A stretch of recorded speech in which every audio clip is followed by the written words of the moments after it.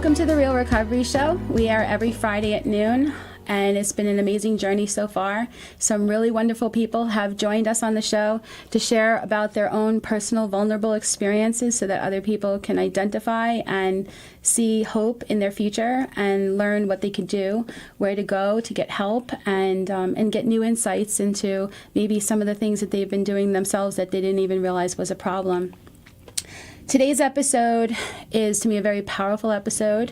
Not only are we going to be interviewing somebody who who works at a recovery treatment center, but we're also going to be talking about some more heavier topics and how, no matter how far down you go, there are things that can happen to shift your perception, to give you a new drive to want to heal, and the way appears when the mind is ready. And so we're going to be talking about topics like suicide as well.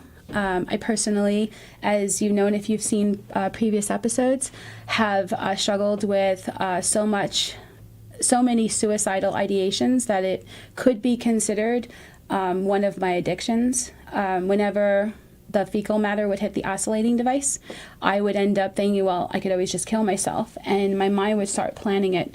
But it's kind of interesting because it wasn't just the fact that I felt like when I couldn't handle and I would hit doot overload that I would think about suicide. That was my suicidal behavior. I remember one time being in a recovery event and the topic of suicide came up, and people were talking about how they've never been suicidal ever in their life. So I'm sitting in a room full of people who have lots of addiction and they're healing from this, and some of them with PTSD and all this past of riddled with addiction. And my mind was like, how do they not see that when you put a substance in your body or you put yourself in dangerous situations and you do things where you're destroying relationships and your own passion and your own will to live, that you're not on some level committing suicide, whether it's a slow cook because you have a food addiction that the doctors say if you don't stop you're going to have serious diabetes, or if you're drinking alcohol and the doctors are warning you that your liver is going to fail, or you've seen other people in your family who have died from addictions similar to yours, maybe even not as bad, and yet the solution of drugs and alcohol or whatever continues to be used as if it is the real solution. And so I believe, and this is my own opinion, as is everything I say on the show, that when we are addicted, we have like this split mind that is partially wanting to live and partially wanting to die. And so we're always dealing with that. So we will want to heal, or we'll even use a substance to help us cope so that we can have a better chance, but then we'll also do things with an attitude that whatever happens, and if I die, I die, right? And so I myself have had to get to deeper and deeper levels of this isn't going to be what I want anymore. And the last thing I'll say is, as we have shown on previous episodes, a bottom is not what happens to you outside of you. It is when there is a psychic shift in the mind that says, enough, I'm done. I can't do this anymore like this. There has to be another way. And for everybody, it's different. And so while we're all like comparing our outsides and what's happened in our lives to us and by us, it's more helpful to recognize that the power of identification lies in focusing on how we also felt the same way, that we also felt out of control, that we also felt hopeless and helpless, and that if somebody else can rise up and heal and have an amazing chance to have a better life, then we can too, and then we get to be that example as well. One of our guests today had actually tried to commit suicide, succeeded-ish because he's still here, and he was brought back, and then went through a whole period of time where he went through a new lease on life and a different focus on his recovery. He also ended up with a new commitment, and in his new commitment ended up going to a rehab, and the people that he met at the rehab and the system that he entered into matched his new desire. And so he's going to share about that, what happened, what led up to the suicide, and his whole journey. And so thank you, Kyle Gray, for joining us here. And then we also have Teresa Sands, who is a patient engagement manager at Landmark Recovery. And she also has a past where she's gone through a lot, and she's in recovery as well, and is very passionate about what she does. And so they met there at Landmark Recovery, and so she's going to share as well about the process, and we'll all have a really cool conversation. And so we're going to start off, as we usually do, turning the camera over to you, the mic to you, Kyle, and you can share what it was like growing up for you, and what led to that day that you wanted to commit suicide. Oh, thanks, Lisa, for having me on here. And wow, what a powerful opener, because it hit me actually pretty home. And a lot of that, a lot of what you just said is, kind of where the mindset for me was growing up and into that point of, where you think life is over for you. And so I can say, and I'll start off by saying, is what a year can do in your life if you have commitment and motivation and dedication to something different. What transitions you can find in your life over a year. And that's what I found this last year.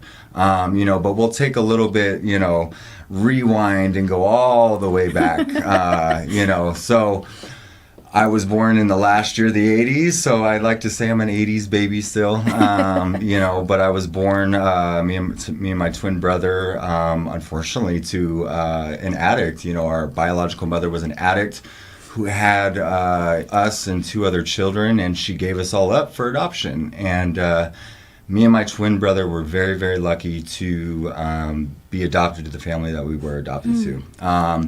Two people that just were very loving, very caring, and I look back and I don't understand as a child why I wasn't so happy with what was given to me, and I didn't see what other people saw, and I think that stemmed from maybe some genes from my biological mother that I got, and she was a crack addict, and she was just very selfish and very manipulative, and it was her way or the highway. I got to meet her as an adult, and I was like, wow, this is kind of like me as an adult.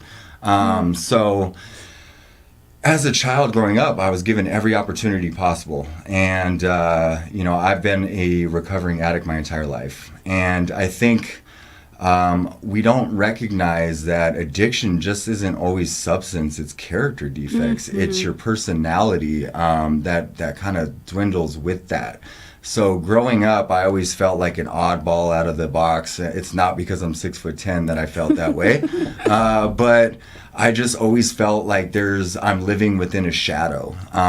Growing up, I used to put a towel. I'll never forget a towel in front of the bathroom mirror whenever I was taking a shower or whatever it was, because I didn't want to see who I was. I didn't feel like I was an actual person. I just felt like a shadow in this world, and that caused a lot of depression. And I started to isolate through the world through that. People used to come up to me, and on the outside, we looked just so happy and so friendly and so this and that. I'm very personable person, but on the inside, I was already dying. I was having dreams of what life would be like if I wasn't here, and I don't know where that started. I really don't, because I, again, had every opportunity given to me through a great family, great loving family. Did you know you were adopted when you were a child? When did you find out? So my mother, adopted mother, she used to make a joke with us. Actually, they were always upfront with us. My father and mother that adopted us, they always were upfront with us, and they said, you were adopted, and we didn't know what that meant. Okay. But I guess my mother used to say that we would go in the grocery store and be like, "Hey, we're adopted." Have no idea what that meant, but we're adopted. But I think towards middle school, I started to realize, with all of my friends, that we were the only ones that were adopted. And it really started to hit home for me. And I felt at first that I just wasn't wanted. Yeah. And I think I started to rebel a little bit based off of that, thinking that you're a child that someone didn't want, even though I wasn't even recognizing you have two loving parents that wanted you and adopted you and given you every opportunity of life. They just, I just couldn't get that out of my head.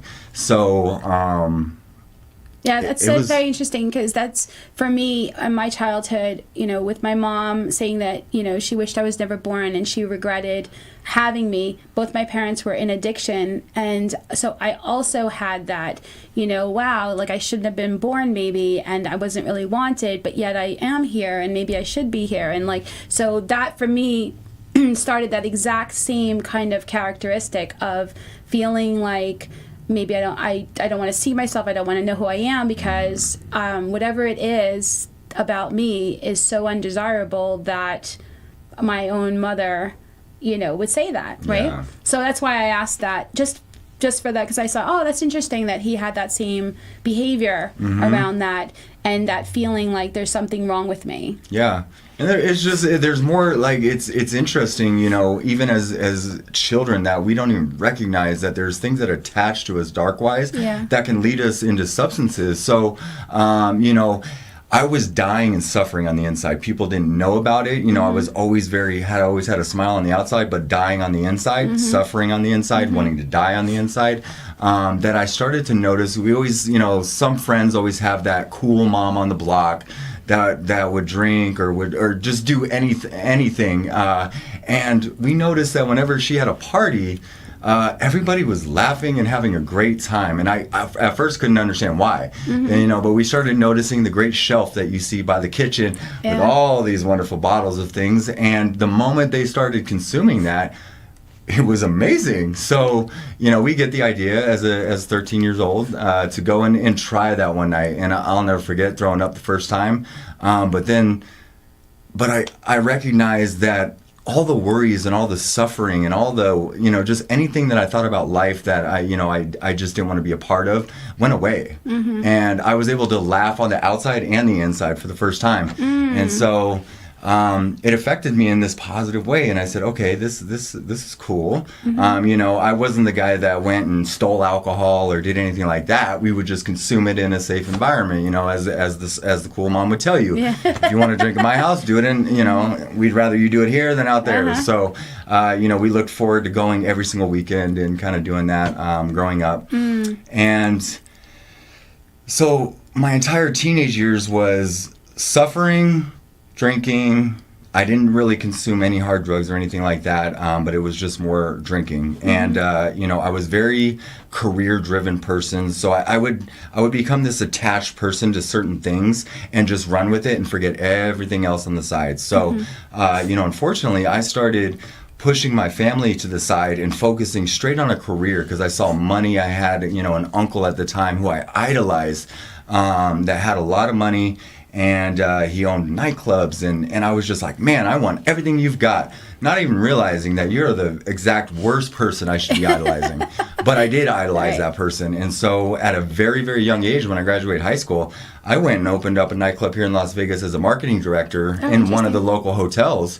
And I wasn't old enough to be in the club, but I was running their marketing and reporting numbers to one of the casino operators, and every single night, I was consuming alcohol because it was my safeguard. That was that was me being able to smile on the inside and on the outside. And so it just became an attachment for me. I started lying.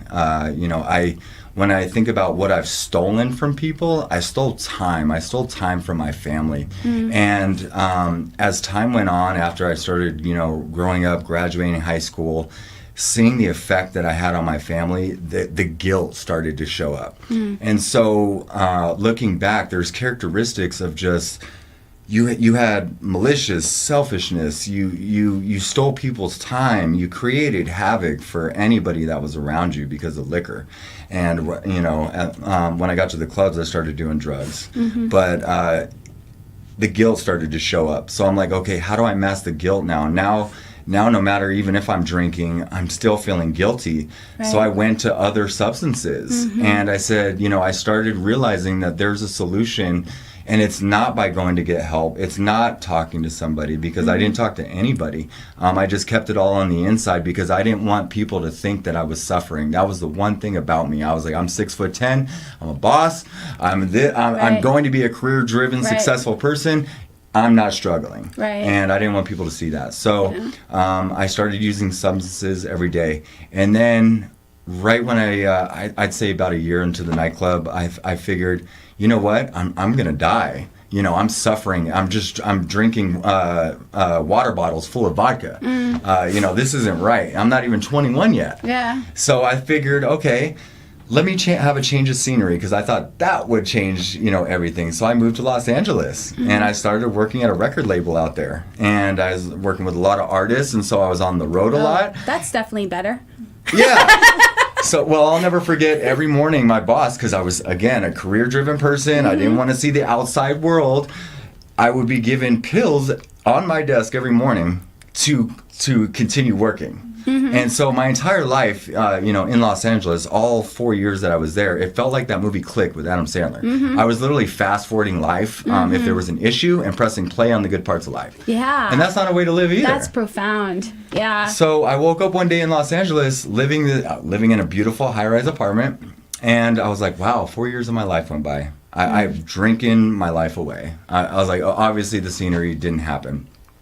And I was suffering still on the inside. So, I started journaling everything that I was suffering about, and I felt like nothing was working. I still would not talk to anybody. I just thought I could handle everything on my own. I thought I could self-detox on my own. And, I just kept praying that life eventually would work out. It is really a good point. A lot of times, even if it starts out to be able to be around people and to socialize, addiction starts to become more and more isolatory. And it's that disconnect from other people. It's that feeling of being alone, even when you're with people. It's the shame and then the guilt piled onto the shame that starts to make whatever we're doing not work as well, so we have to do more or different things, like you were switching and having more drugs and stuff like that. It's and then more guilt, more shame, and so it's like we're piling up all this stuff that we're stuffing, and we're not interacting with people that we can start letting some of this stuff out in a healthy way, and we don't even know how and who we're supposed to be able to do this with anyway, because we're so obsessed with our self-concept and nothing to see here, smoke and mirrors, that we're just piling all this stuff up,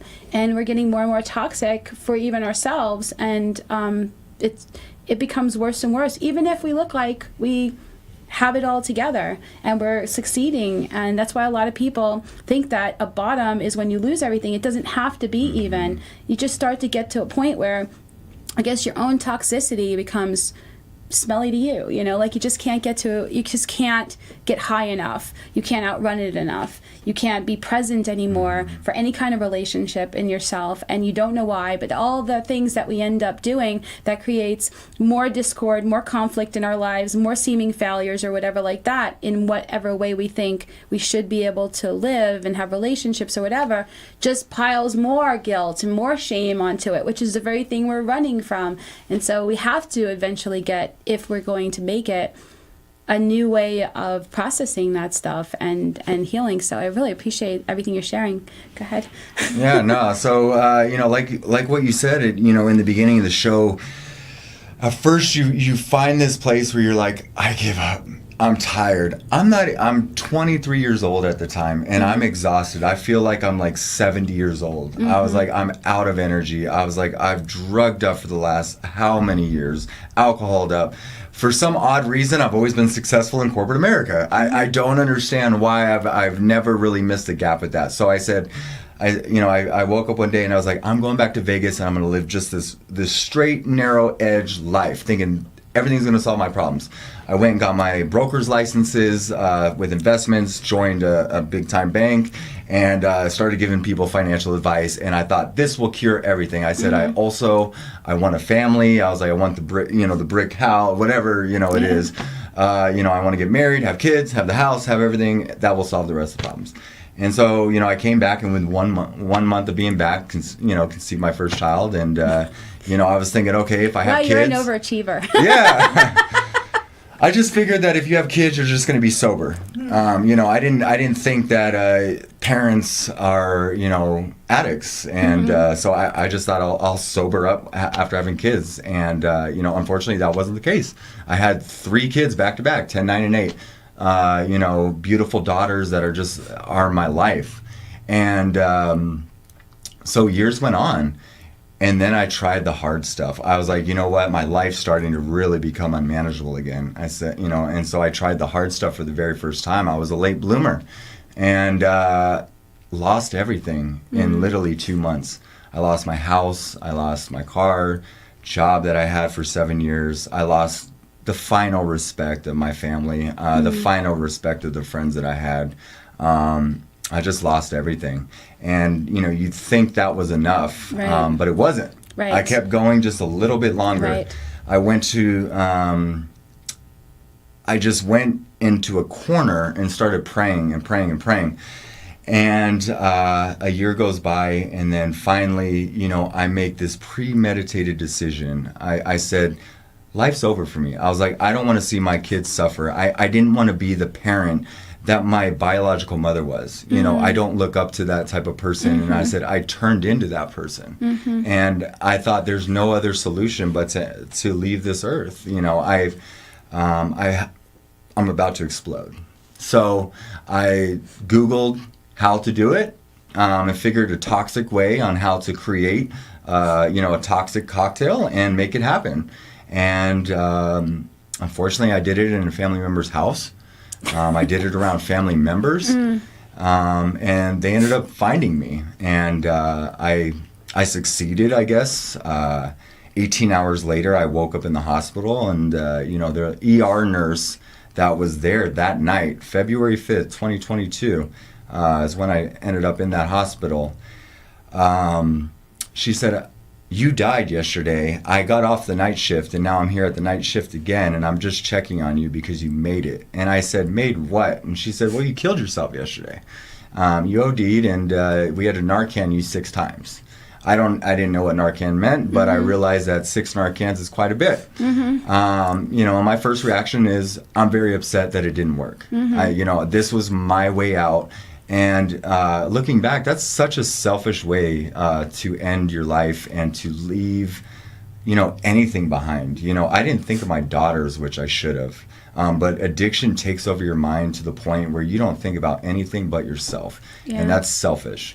Yeah. And it's just... It's addiction. Yeah. Yeah. We did an episode interviewing Brandon Novak, and he said that his whole mantra was... It's not personal, it's just business. Yeah. Like, the addiction comes first no matter what. Yeah. Yeah, the addiction did. It finally took over.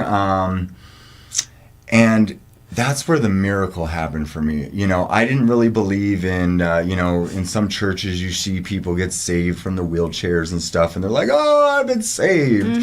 But the miracle happened that day. Something inside of me told me that if I've been brought back to life, then there's got to be a reason. So I don't know what it had in me, but I had this hospital gown on. I had IVs in my arms and things like that, dropped to the ground. And I literally say, God, if I can't manage my own life, I lay my life at your hands. If you have direction on what to do, I will do whatever it takes.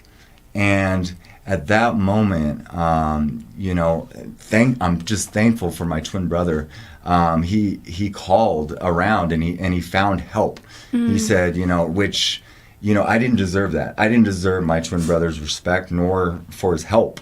But he did it anyways, and that's love, and I'm just thankful for that, because he called a guy named Dwight Hansey that owns the Hansey House out here, Sober Living, and at first Dwight's response is, I'm not an Uber and I'm not a taxi service, so I'm not going to go pick this guy up.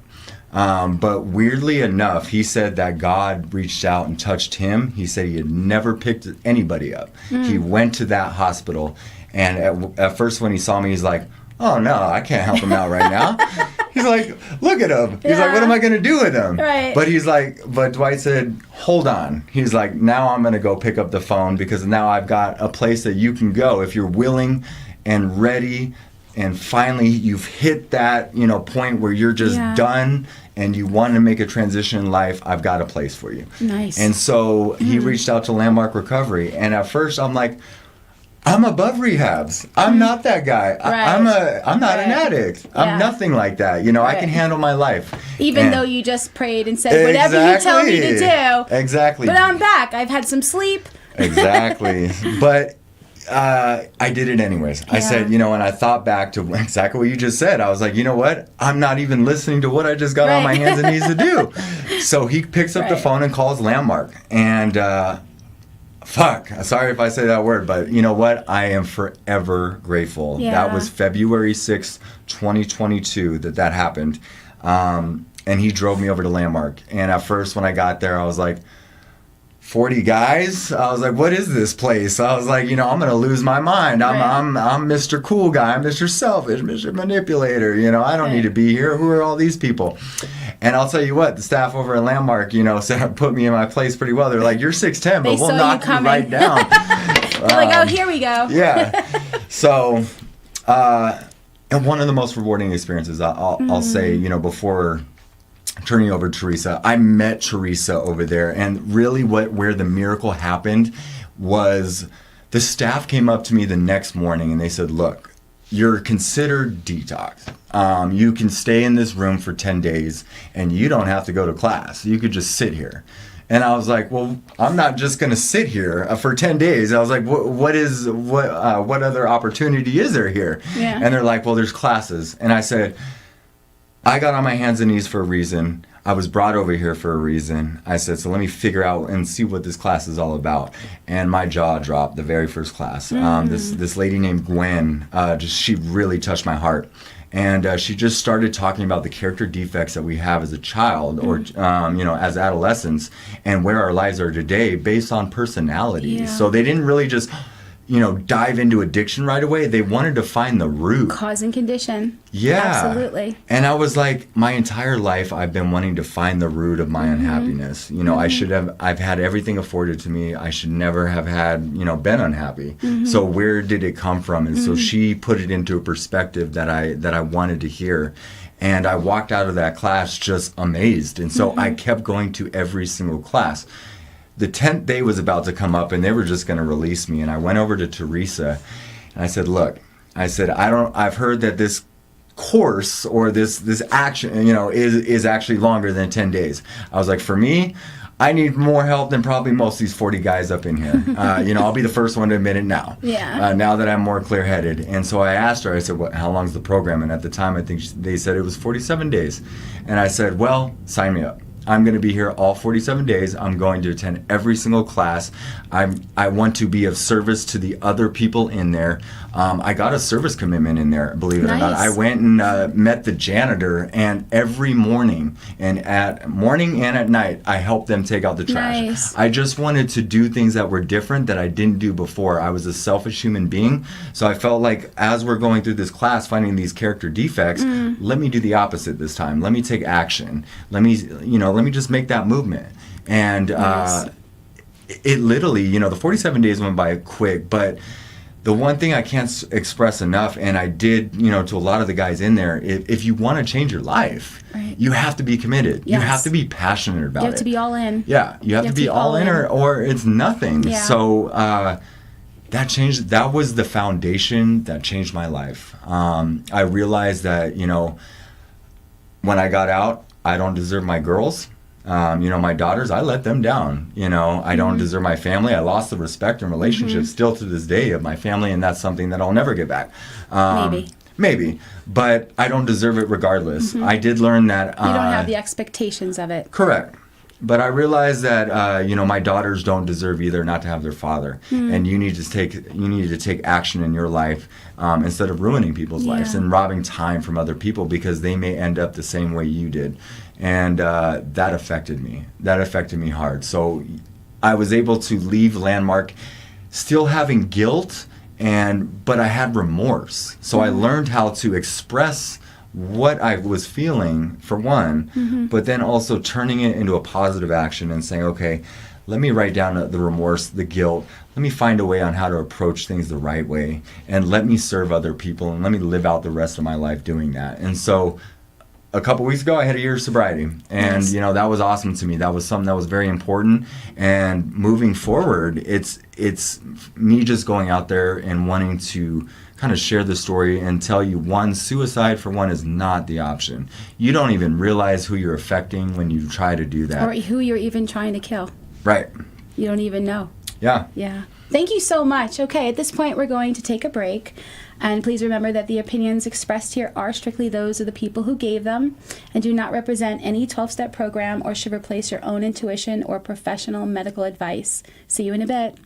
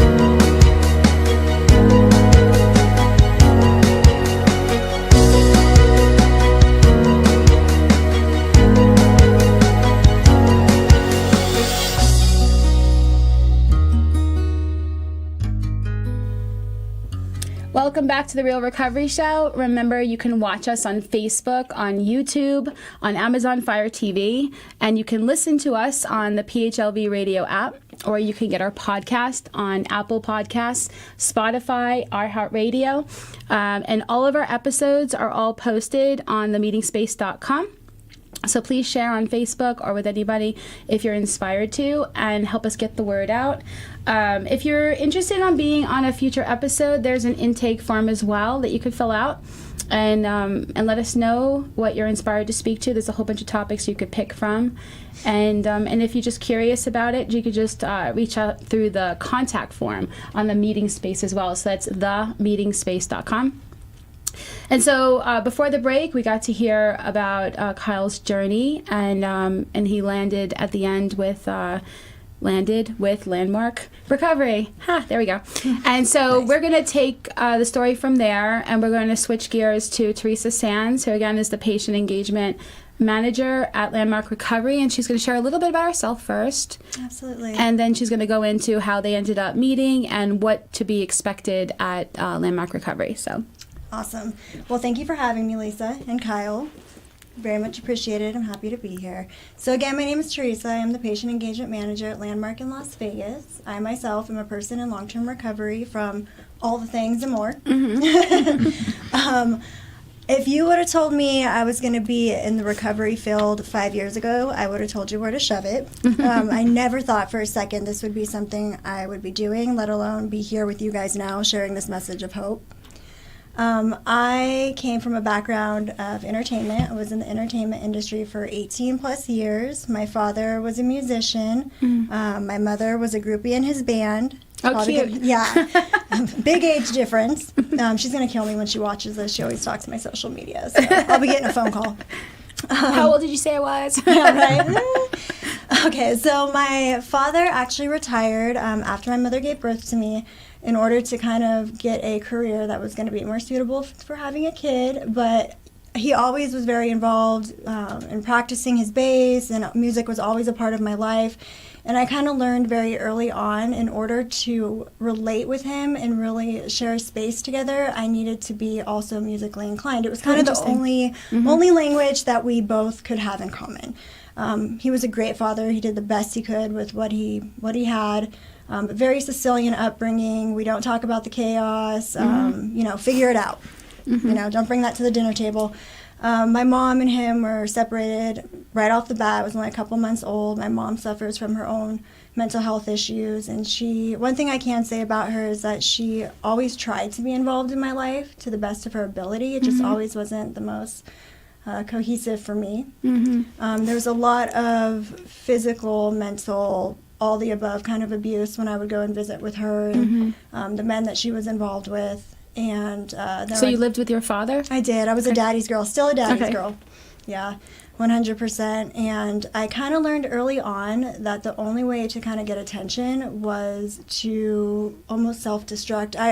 I remember, as sick as it sounds, I would pray to God, like, let me suffer from some kind of terminal disease in order to gain their attention. I would bite the insides of my cheeks and spit the blood out in the toilet and go get my father and be like, look what's wrong with me, just to get that reaction. So that's kind of, I was always looking for attention when I was younger. I could see that, though, because if your mom is up in her head and she has all that stuff going on and your dad's all in his music and so focused on that, you feel invisible. And my dad worked. He worked his butt off just to put food and stuff on the table. And I respect that now. When I was younger, not so much. I didn't understand. But my house, I grew up in my house was the party house. He wasn't really home. I did have a stepmother that was involved in my life from about 3 to 15, and they did put me in a Catholic private school, so I grew up with nuns, and not to date myself, but I am older, with that whole shebang. And again, made sure I was in all the plays. My dad did the music for all the plays. I had to have all the solos, or he didn't love me, and just that whole song and dance. And I got really good at my craft. I would learn every single song on Christina Aguilera's repertoire, and I would just practice. And I always felt different from everybody, and I didn't really know why. And I think a lot of us that suffer from this disease feel that way. Always like I'm on the outside of the room looking in, and no matter how many people I was around, I just didn't feel like I belonged anywhere. The only time I ever felt in my skin was when I was on stage. It was the only time I ever felt seen, the only time I ever felt heard. And so I just ran with it, and I got really good at what I did. And it's really interesting because when we are, as Kyle was saying too, we're so focused on the outside, and we're so focused on the attention or interacting with people from here out that we're not actually having any kind of real, true honoring of our internal experience. And so because I very much identify with you, I felt invisible, and I also wanted that attention, and I also felt like I was seeking outside of me. And the only time that I felt really good and in my own skin, so to speak, and fine was when I got the attention back. And so while I'm hungry, looking for that, I'm feeling different, less than, starving, something's wrong with me, right? But then when I get it, it's like I'm finally able to be with what I feel like I need, because I'm going anywhere but here, anybody but me, anytime but now. I love that you're sharing it that way. Thank you for that. Yeah. Continue. So in high school, I ended up switching from the Catholic school I was attending to a public school, which was a culture shock. Yeah. The stepmom that I had involved, she actually left my father for her drug dealer. I did not know she was on methamphetamines. I just remember very odd behavior in the house. I would come home from school, and she would have vacuumed the stairs, and I'd I would have walked up the middle of the stairs. She's a really clean person. Right. I don't understand. Nothing to see here. Well, even more so, I'd walk up the stairs, and then I'd get a backhand, and she'd be like, hey, walk up the side of the stairs. It's just very strange behavior. She would go through my stuff being like, are you on drugs? And I'm like, what are drugs? What are you talking about, right? So I didn't really understand until I was much older what had happened. But I remember her pulling me into the room and she said, who do you want to live with, me or your father? And I was like, my father. It's my blood father, right? So that was it. She was gone. I did have a little stepbrother at the time. I think he was 2 or 3. She took him. That was the last time I really saw him until much, much later. And it was just me and my dad. And I went to a public high school. I went to Centennial High School. And again, I came from a Catholic school environment. I did not belong for sure. So I went through the whole, well, how am I going to dress? Am I going to dress like these kids? Am I going to dress like these kids? Like, finally, I felt like I found a group. And they were, you know, the cheerleaders and the cool kids, and I was like, all right, cool, like, I belong here. And as time went on, I'm in, like, my junior year, I think, I noticed they're conjugating, and they're whispering, and they're talking, and of course, to me at that time, I'm like, oh, they're talking about me. They don't like me. It's me. Because we're so outward focused, wanting the attention, the approval. Exactly. So I'm at a party, and I pull my best friend at the time into the garage, and I say, I know you guys are doing something. Something's going on. You're going to tell me, is it me? What's happening? She goes, no, that's not it. Let me show you what we're doing. And she's like, do you really want to know? And I said, yeah, I really want to know. Whatever you're doing, I want to know, and I want to be a part of it, right? So she pulls me into her room, and they were doing methamphetamines. And the first drug I ever tried was methamphetamine. You know, and I thought I was doing great, but they were like, hey, you need to calm down. My mom is going to catch on to what's going on here. And I'm like, it's fine. We're great. Everything's great. I'm great. You're great. Well, you know, you have those friends, even, you know, much more advanced in your drug career, where they can party on the weekends. They can smoke methamphetamine casually like a gentleman, and it's strange, right? And then go perform surgery the next day. You know, and you're like, why am I still up 2 days later trying to find more? And that was me. And again, I was becoming an embarrassment to them. So shunned from that group. I met a guy. Which is one of the worst things that could happen to somebody who's looking for validation. Right, exactly. Well, I met a guy, and he became my father, mother, sister, brother, my entire world, and I was absolutely head over heels in love with this man. That was it. We were soulmates for life. Unfortunately, he was really into pills. I was really into uppers, so I was like, that's lame. But he would give me things now and then. So he wanted to go down, you wanted to go up. Whatever. Here Not we on are. the same lane. So he was dealing with his own struggles, and I remember his family, there'd be like a blood pressure cup in his room, and they would kind of say like he's dealing with these issues, but I didn't know what addiction was. I didn't know what withdrawal was. I just knew I liked meth, and when I didn't have it, I was tired, right? Long story short, we were always together 24/7. One day, he does not answer his phone, and I am beside myself. How could you abandon me? And he's like, he finally calls me. He's like, I don't feel good. I just threw up outside of my gate. I'm going to go lay down. You can come over in the morning, or if you want to come over tonight, I'd really appreciate it. I do remember that. He asked if I wanted to come over that night, and I was pissed. I was like, you didn't want to be a part of my day, you know, I'll see you tomorrow, click. And then get a call about 5 o'clock the next morning that he had passed away from his brother. And that was what broke my brain. I try to tell people, like, that was when I realized that the world was not what I thought it was, broke your brain. Yeah, I get the chills. And, you know, he was in the Mormon faith, and so I knew how his family was going to react, and I knew he would go in his closet, and he would come out of his closet, and he would have pills. So I'm thinking, all right, I'm going to go in there, and I'm going to clean out his room so his family doesn't have to do that. Well, no, I found 15 bottles of Roxys and Oxys and everything above, because this was during like the opioid epidemic, and I took those with me, and that kind of what skyrocketed the OxyContin addiction that I had. After that, I spent many years falling asleep in the cemetery, snorting Roxys off of his grave. I didn't want to be alive. I was okay with dying. I would wake up when the sprinklers would come on in the cemetery, or someone told me I had to leave, and that's how I spent many years of my life.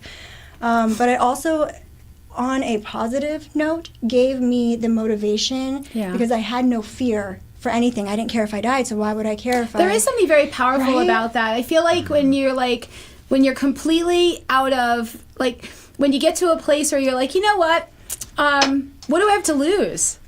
Yeah. What do I have to lose? Like, I don't have anything I really care about now other than, like, I might as well. Yeah. For the sake of time, I'll speed this up a little because I could probably ramble for 3 hours, which we don't have. Can't we all? But I started doing bigger auditions because I had no fear, and I booked bands, and I started touring, and my life was drug, sex, and rock and roll. And the worse I got into my addiction, the better I looked for everyone else, and I was a brand. And, you know, my whole life was staying relevant and what pictures I was going to post on my social media, and me. And without that, I had no idea who I was. I got so heavy into my addiction that I wasn't able to support myself financially, and I started stripping. I have no ill feelings towards those that work in the sex industry. A lot of my friends still do it. That's great. Did whole episodes on it. Didn't work for me personally. You know, for me it was the psyche of not being able to tell somebody no, don't touch because you needed the money. That really messed with me. And in that strip club, I met my soon-to-be husband. He was a drug dealer, and my friends at the club said that he had this, that, and the other, and I said, let's go. So every interaction I had with love was transactional. Up until very recently. We were together. We did the whole song and dance. We decided to both go to treatment, stayed sober for many years. I had my son Epic. He's 8 now. And the day I gave birth to Epic should have been the greatest day of my life. Well, they gave me Dilaudid and Loratab, sent me home, and that was it. I was off to the races. And I was off to the races. And I was also, I believe now, suffering from postpartum depression, which I didn't really recognize at the time. I couldn't connect with him. Again, I had my head up my own butt, and I was worried about when am I going to go back on stage? When am I going to lose the baby weight? Oh my gosh, like I can't post anything about myself. Just nonsense. Completely gypped myself with the whole experience. Ran my now ex-husband into the ground in regards to, like, I would work at nightclubs all night. I would come home when the sun came up. I wasn't present. I did tell him I was struggling with the Loratabs, thinking it was going to help. I had just filled, I went to the doctor I used to go to, just filled my Roxys and my Adderall, just got that prescription. I pull up in front of our house. We had this nice house in Summerlin. Life was good, no stress, no problems.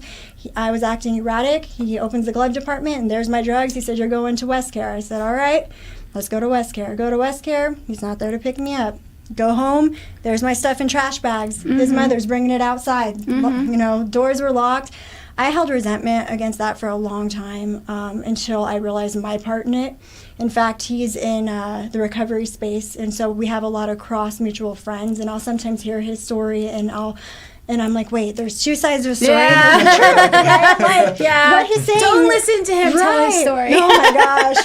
He's a great dad and a great man. So, and you know, things are good now. But yeah, so then I was out on the street. I ended up trying to live with my mom. That was a terrible idea. I eventually got my own place doing shows. I would do shows for Insomniac in front of 300,000 people. Life was good. I'd come home, I'd take my costume off, and I would just cry. I would just cry, you know, like I was nothing. I was an empty shell. The more people I was around, the worse I felt. The more we feed the outside and we don't address the inside, the worse we get, but we think that's our solution. And this isn't even just an addiction. This is our whole society. Mind you, my body's deteriorating. I went to heroin. You know, he left me, and that was it. I was heartbroken, and I think a lot of my lifetime was spent trying to replace the first love I had with everybody else and everybody else, and I never saw it for what it was. I had a girl show up in my house for a show. She was sleeping on my couch, and she had all the good things, the Louis, the rings, and I said, I know you don't make this much money. What's going on? She's like, I have a sugar daddy. I said, what the hell is a sugar daddy? She's like, I'm going to sign you up for this site. I said, let's go, right? So to speed this up a little bit, the first guy that comes into my inbox, I said, this is it. This is the answer. This man is 70 years old. He tells me eventually, after time goes on, if you quit working and quit dancing, I will pay all your bills. But, you know, you got to come visit me out in Georgia every now and then. So I'm going back and forth. I would bring like $3,000 worth of heroin on the plane with me. And one time it just did not come. I was dope sick, but I had to go because he was getting angry. That was the worst plane ride of my life, in the middle seat, jumping and jiving. I get there. I say, look, I have a problem. I can't hide it. Like, I am withdrawing. I'm a heroin addict. I understand that this is probably this, but, like, can you help me? He sends me to a treatment center in Georgia. And as I'm there, he's bringing me jewelry. Like, I think by the time I left that rehab center, I had a ring on every hand, I had necklaces, earrings, and I'm like, look at me, I'm the queen of rehab, right? Like, let's go. I got dollars for the vending machines, like, let's go.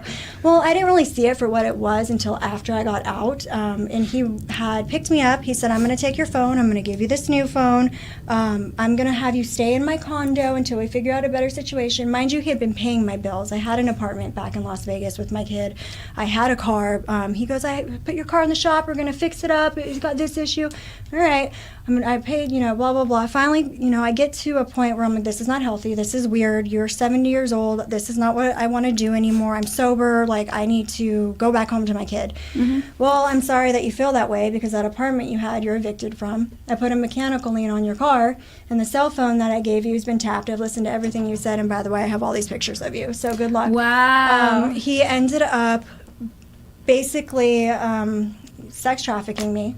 I did not know what it was until much later. I still struggle with it. I think that when you go through those things, you don't, it's hard to identify what happened to you, right? And you're like, well, was it because I was doing this? And so I would now and then Google I want to do an episode on sex trafficking, so maybe have you back for that. Yeah, I would love to be a part of that. And he was a very prominent person here in Las Vegas and out in Georgia, so I've always been very careful with how I tackled that. But recently I've been Googling his name every now and then just to see, like, what happened? What really happened to me?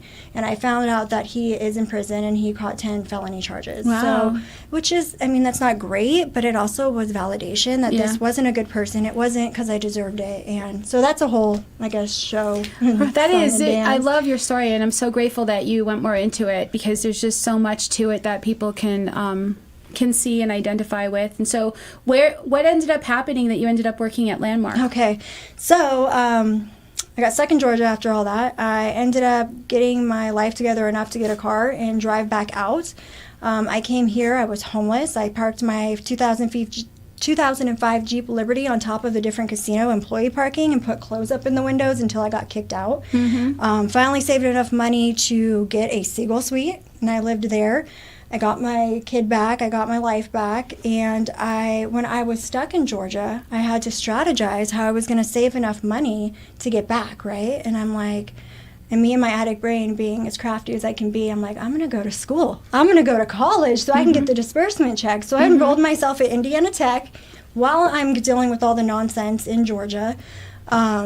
And just for the student loan disbursements. And I said, what am I going to go to school for? What do I know a lot about? Well, drugs. I'm going to go to school to be a drug counselor. And I'm still high, by the way. Like, I had relapsed right after treatment, dealing with what I was dealing with. But I did it, and I saved money. I came back over from Georgia, and, you know, I brought a former patient from the rehab center I went with, who I ended up marrying in Georgia. And we had both relapsed on IV meth, which wasn't great, but I caught four charges on the way from Georgia to Las Vegas in that 2005 Jeep Liberty for possession. Went to jail in 4 different places, 4 different states, and ended up with 4 warrants at the end of it. Me and her were together for a little while. She slipped up, and I had gotten custody back of Epic, finally 50-50, because I did lose it, and that was probably the worst moments of my life. And in order to keep him and to keep my sanity, I moved out of that place and got my own place with him. And during that time, I found a job posting for Landmark as a tech. And I think at the time, honestly, I was like 8 months sober. Okay? But I was like, this is going to align with what I want to do. This is what I need right now. This aligns with my school, and I'm going to go for it. And honestly, like Kyle said, Landmark saved your life. Like, honestly, Landmark saved my life. If I wouldn't have put myself in a space around other people in recovery that knew more than I did, that worked programs, that had advice, like, I was not a patient, but I sure felt like one for the first couple months of working there, you know? And I feel like that was the only thing that helped me heal from what I went through, was to share my testimony with the patients, hear those. And even to this day, like, if I'm having a bad day and I'm dealing with staffing issues and I go down on the floor and I hang out with, you know, the patients, that's what keeps me going. That's my motivation, you know. Long story long, she ended up actually overdosing and passing away. And that was, you know, the second one that I had to bury. But I can now say, through a lot of personal interflection and therapy and things like that, I'm in a healthy relationship with my current girlfriend. She is not in recovery. She's never really done drugs. It's strange. Leveling up, are we? But I learned my lesson, right? Like, I completely learned my lesson. And first person that's ever shown me that love is not transactional. Like, it's strange to be intimate in that way. Right. It takes a lot I would from love me. to do a whole episode on that too. Transactional versus... Good. We'll spend more time together. Yeah, we She's will. amazing, by the way. Her Yes. role, is really nice. Yeah, she's amazing. So when you were at, you being Kyle, because I'm pointing, and I don't know if you can see what I'm doing, but when you were at Landmark and you went and you met her, what happened? What was the conversation like? It was It's one of those times in life that you just feel an instant connection right away. Like, even though, like, I think I was, like you're supposed to know a person. Yeah, I just felt it right away. And she was like one of those people that, could just knock me down, but knock me into the sense that I needed to do what I needed to do. And I just felt a comfort to her, and I'm an extrovert type person. So, I don't know what led me to, out of all the other staff that worked at Landmark, but something led me to her to say, I want to stay the 47 days. And she actually looked at me and she said, nobody has ever asked us to stay the entire program. She was like, I'm blown away. And it was. And I don't even know what it was. So instead of, fighting things, like which I saw a lot of people do, they fought the program. I was like, how can I help you? That is the most important message I feel in all these episodes, interviewing people from recovery facilities, that the attitude of the person who goes to rehab after rehab after rehab, who isn't in a position where they are all in, where they're committed, where they're hungry, where their ears are now able to hear, and they're hungry. They want, like, you going and working there, you going and being there, and the two of you wanting so much to be the sponge, wanting so much to heal, wanting so much to have a better life. There's something when we're out of our own way and we're in alignment with that our soul's able to go, okay, now it's on. Well, and all the teachers appear. Yeah. Because the student is ready. I can tell you, just my experience watching her, you get those people because you feel very isolated to begin with when you go into a program like that, and you really don't know what to expect or what to do. Especially me, it was my first time going. When you get people like Teresa, I just watched people come out of the masses that would all, be very connected to her. They literally would just, out of everybody, they would just connect to this person. And I think that's so powerful. And when she shared her story, it affected me. It affects men too, to hear women's perspectives on life. And it makes me reflect on what I've done, what selfishness things I've done as a man and things like that. And I think, even though we weren't, connected, you shared personalities of how I can change my life in the future and towards other women. Thank you, Kyle. Well, I feel like a big motivator, especially in Kyle's situations. I saw a lot of myself in you. You did come in a little high and mighty, right? And I feel like it really had to be a reality check for how serious this disease is, and the fact that you're fighting for your life. But you have to give yourself all the credit because you did this. This was you. Like we're here. Yeah. It does take. I know, like we have a higher power, and we're super surrendered to that higher power, that intuition, whatever you want to call it, you call it God or not. And we want to be able to be humble enough and appreciative enough to be able to give credit to the guidance that we're getting, the way that are appearing, the people that are showing up, the miracles that are happening. But it is also us being in alignment with that our will is now, our attitude, our story about ourselves, our agenda is now in alignment. So instead of fighting that intuition and running from ourselves and putting towels over mirrors, and seeking it in approval or whatever, that we're now going, okay, what's the next right step? How can I learn? I want to know. I want to understand this. I want to go in and I want to start working out this stuff so that I can be comfortable in my own skin and I can be genuinely helpful in this world. And so, yeah, that's beautiful. And so if somebody was interested in Landmark Recovery as a facility to go to, what would you like to say about Landmark specifically that you love so much about working there and that what you feel benefits people? I feel like in Landmark's case specifically, the culture is like the make it or break it. There's genuinely the staff there. I have staff that are actually clients at Landmark at one time, and then they came on as techs or they came on as case managers, and I feel like that makes the biggest difference. You have people there that either are in recovery, that have people that are close to them in recovery, and they genuinely care. They take the time to sit there and talk to you. I've had clients that I've had to talk to for 8 hours and go through all the different reasons that they feel like they don't need to be there in order to motivate them to finish. And it's that time, it's that extra oomph that matters. It's not one of those places where you're going to be like, hey, I'm good, I have the cure for addiction, we're going to be like, okay, bye. Right. No, we're going to sit down, we're going to go through all the reasons that you have, really get to the root, come up with solution. And, you know, every now and then there are all those people that just aren't ready. They're just not there yet. And we pray and we hope that they make it back. But seeds get planted. Yeah, exactly. Yeah. Yeah. I think it's interesting to say also that when we are in our addiction, so like I said before, we have that split mind where we have part of our mind that says, I got it, I'm okay, nothing to see here.